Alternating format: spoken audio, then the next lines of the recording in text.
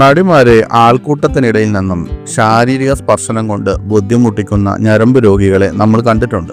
അവയിൽ ചിലതൊക്കെ നടിമാർ ഗ്ലാമർ വസ്ത്രധാരണം ചെയ്തതുകൊണ്ടായിരുന്നെന്ന് പലരും സോഷ്യൽ മീഡിയയിൽ ന്യായീകരിക്കാറുമുണ്ട്.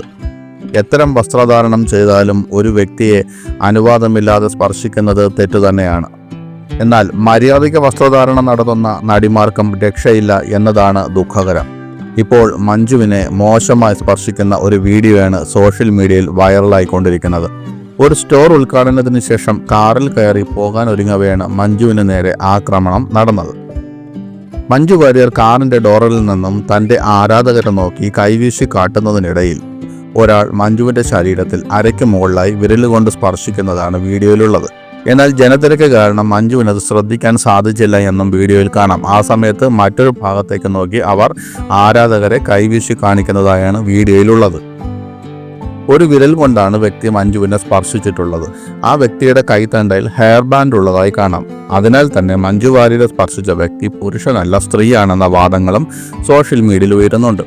എന്തായാലും രംഗം വഷളാവാതിരിക്കാൻ മഞ്ജു ശ്രമിച്ചതാവാം എന്നുള്ള കമന്റുകളാണ് സോഷ്യൽ മീഡിയയിൽ എത്തിക്കൊണ്ടിരിക്കുന്നത്.